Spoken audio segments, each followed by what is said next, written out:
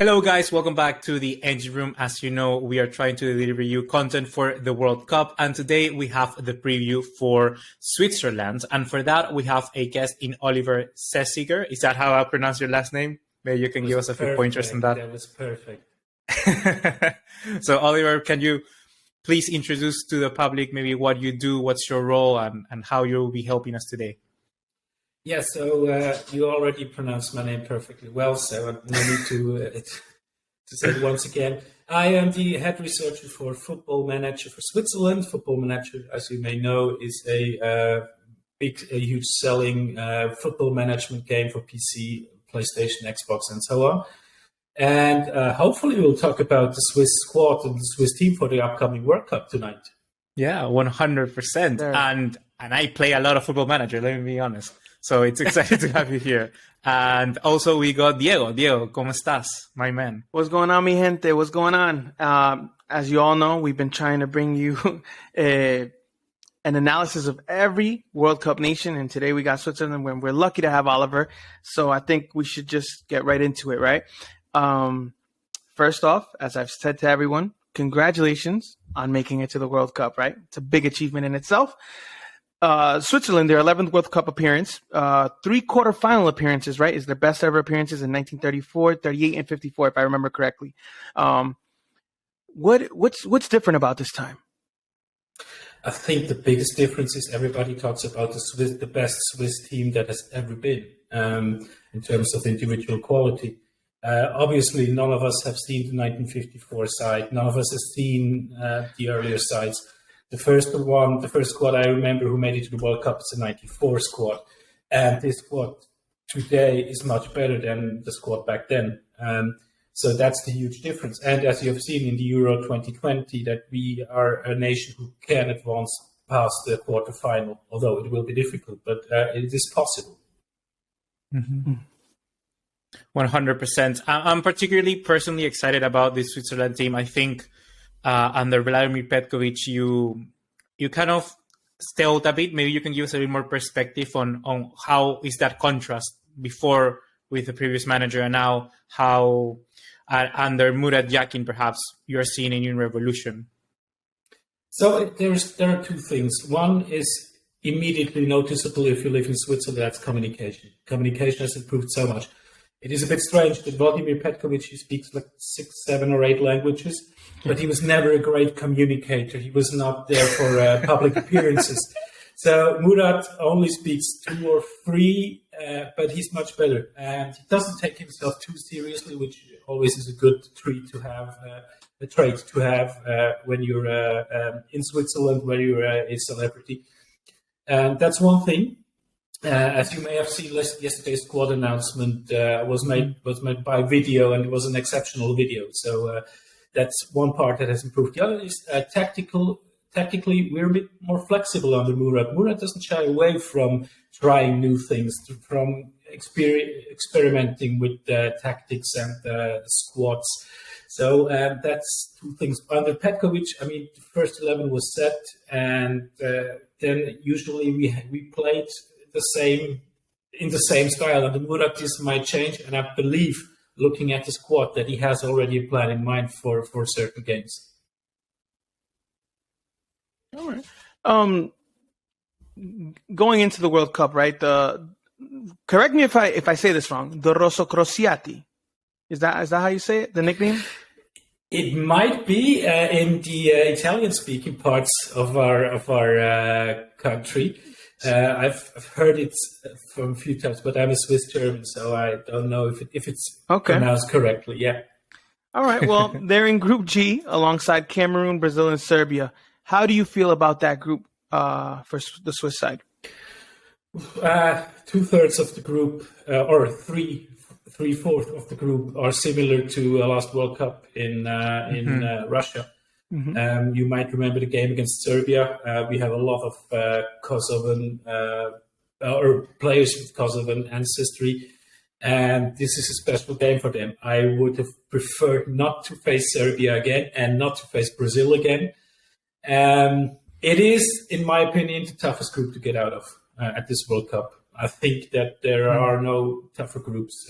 Serbia has improved since the 2018 World Cup. Brazil, to me, is a, let's say, top favorite, maybe top 3 favorite even. That's a really tough group. I would have wished for a different group and some opponents that we haven't faced yet. Mm-hmm. What do you think are the chances of making it out of this group? It all depends on the last game in the group, on the Serbia game. I think Cameroon are outsiders in this group. I don't underestimate them, but if you look at the other 3 teams, they have to be considered outsiders. So we face Cameroon first. A win is absolutely crucial. Then Brazil, every point against Brazil is a bonus. And finally, the Serbia game. And I think that we might make it out of the group, but it will be a tight contest until the end. Mm-hmm. So out of these ones, would you say that the most important match is the first one? Because certainly your schedule is a little bit different to the last time you faced them in Russia, right? So coming as someone from, for instance, me and Diego, we're both from Peru. And Peru faced in Russia, first of all, Denmark, and it was their head-to-head game. And you could say that either of them, let's say if Denmark won that game or Peru won that game, they're going to have the better chances. And I think here, like you say, I think Serbia, I would say that Serbia is your most direct opponent. So having that game last, do you feel that you could build onwards to that? And also, I wanted to ask you separately, like, how is the confidence in the camp? Because when I see Switzerland, always, I feel that they're overachieving a bit. But is that something that you believe, or is that how the nation sees the team? Or do you feel that you're right where you're supposed to be? You finished first on top of Portugal. Not first, but you beat Portugal, you beat Spain in the second round of the Nations League, and you finished first in the qualifiers as well. So I get ahead of Italy. So how is all of that coming together? So if you ask me, I think, yes, we are overachieving. We are a country of 8 million citizens. So making it to the Euro quarterfinals and so on is not something that should be common for a country that size. If you ask the general public, I think they are more on the other side and say, hey, this team should be doing more. But it is. I think we are currently playing close to our ceiling. I think I know I'm currently scouting youth prospects in Switzerland, and there is currently no next Granit Xhaka, no next Xherdan Shaqiri. There are good players coming up, certainly, but Shaqiri and Xhaka, for example, they are exceptions. And I believe that the first match will absolutely be crucial. As I said, a win is essential to advance. If we only draw, and then we had to beat either Serbia or Brazil, or get a point against Brazil and beat Serbia.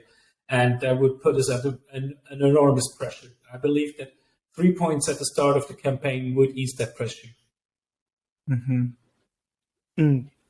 As Buga mentioned, over the last year, right, you guys played Portugal, Spain, lost one against each of them. And then obviously you topped the qualifiers group, beat out Italy, said overachieving. But with all that, how much optimism is there in Switzerland right now? If you go by the team, I think they're very optimistic. Granit Xhaka, as he always does, packs his bags for up until the final.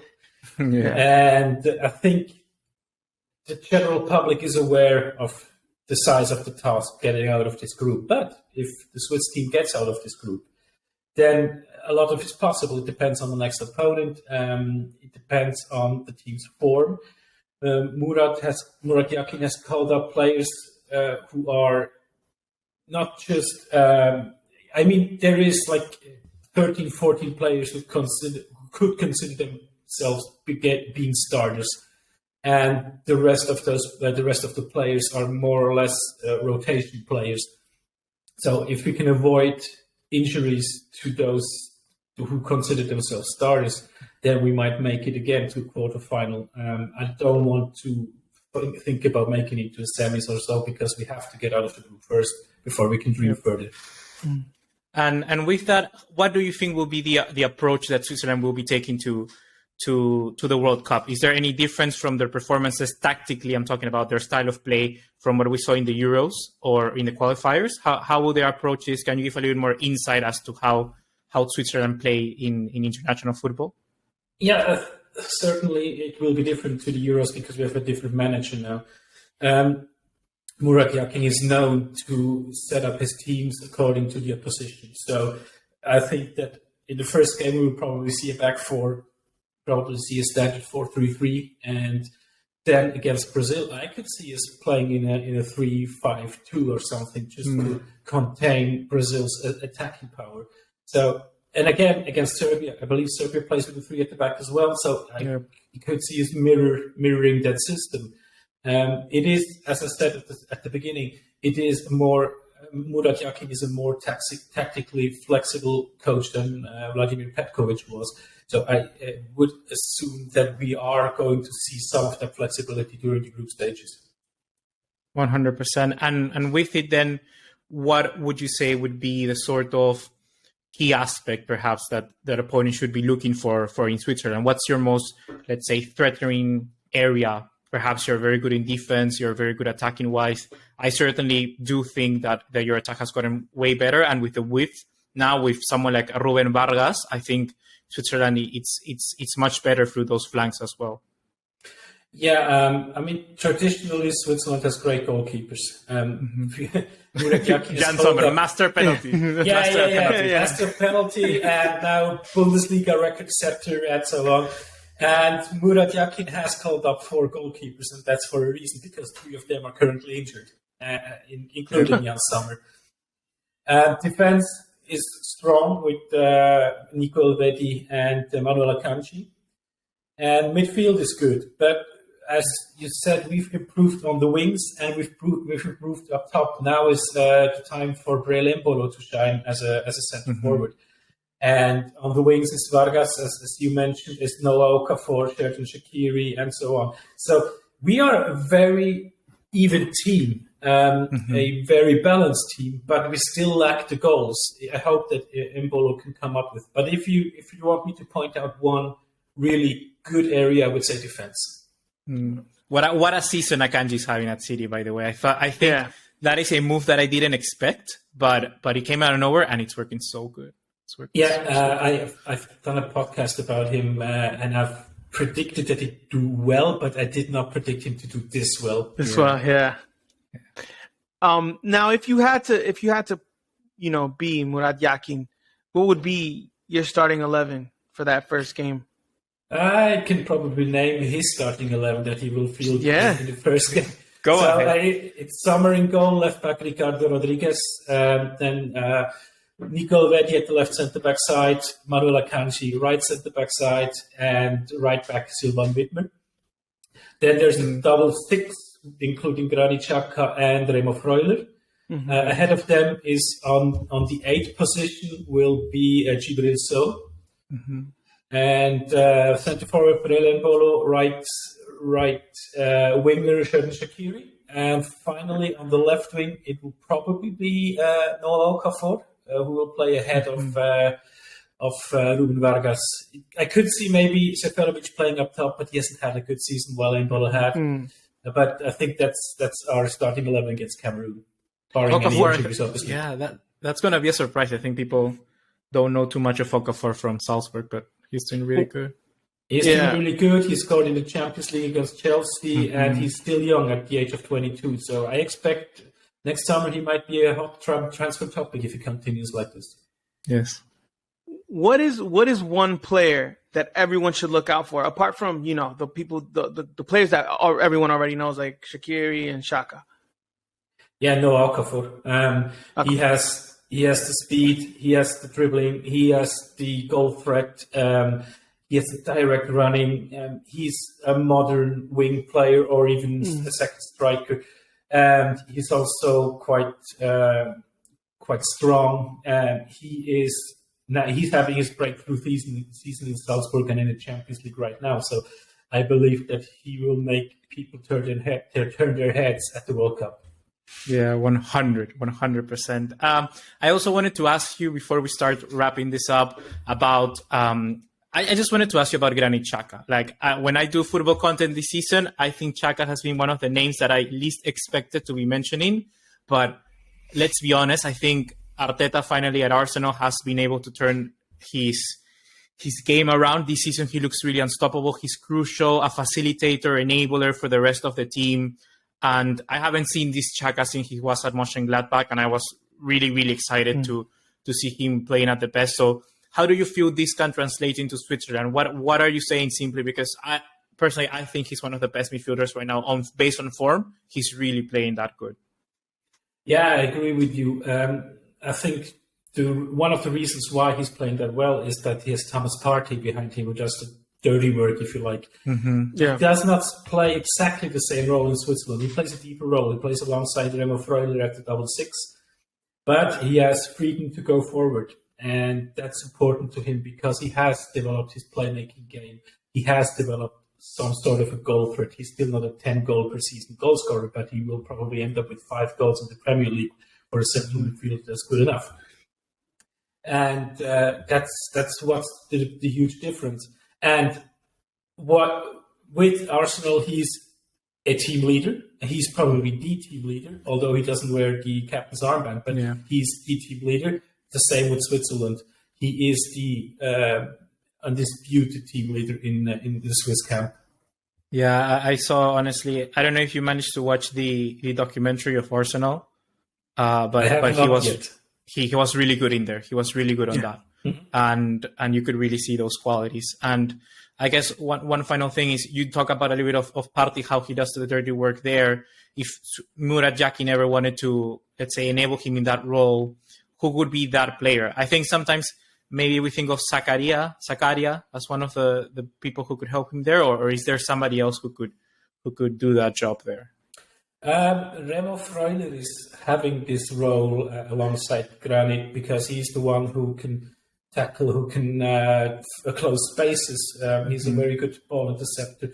Zakaria is another one, although Zakaria has his strengths more in his dynamic playing style, running with the ball through midfield.